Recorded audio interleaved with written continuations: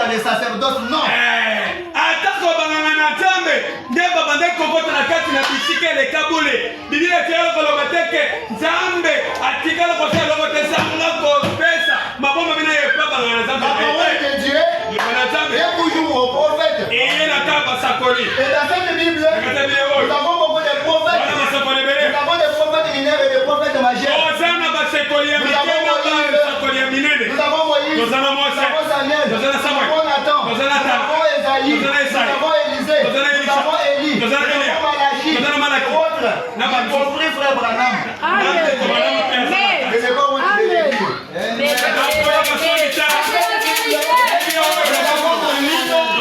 avons Élie, nous avons Esaïe, nous avons Ézéchiel, nous avons Jérémie, y compris frère Branham.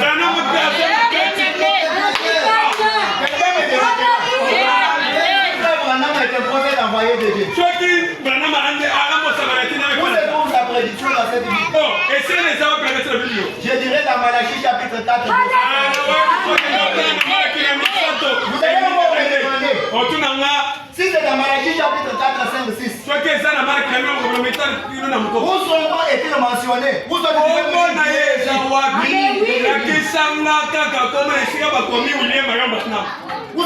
est-il dire Élie? C'est sûr qu'il est Élie. Il y a le cahier et les stylos pour prendre des notes.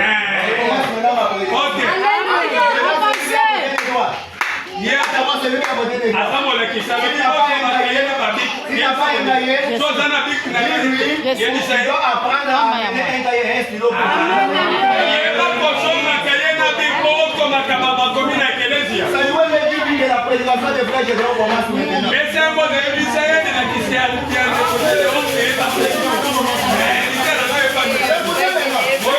Je confirme que frère Branham, c'est Élie dont il est question dans Malachie chapitre 4.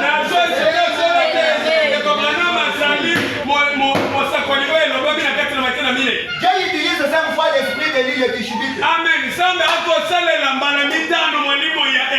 La première fois c'est dans 1 roi chapitre 17 verset 1er avec Élie le Tishbite lui-même. La deuxième fois c'est dans 1 roi chapitre 19 verset 19.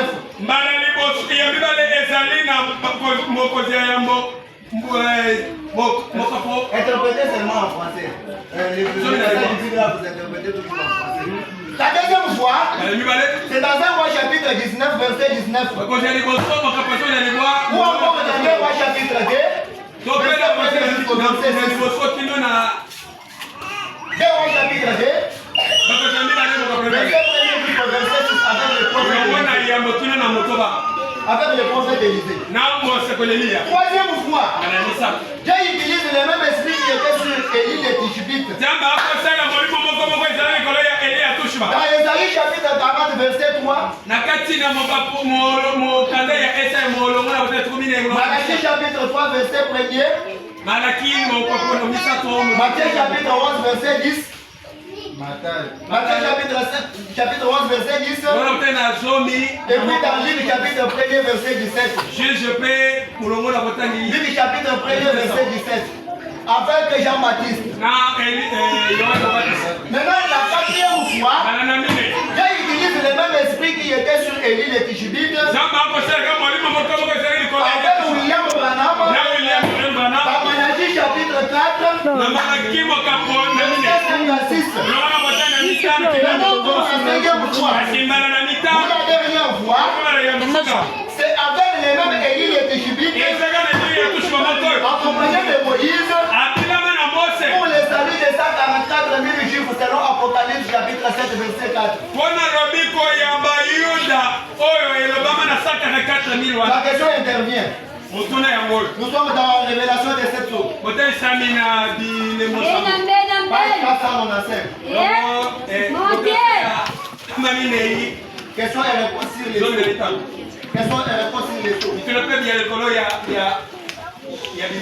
Paragraphe 2 et 3. Question numéro 17. Je vais très bien la question. Frère Branham, est-ce que le 7e ange, avec l'esprit d'Élie, C'est le même homme que Élie qui est envoyé au stade 44 000 juifs pendant les 3 ans et demi après l'enlèvement.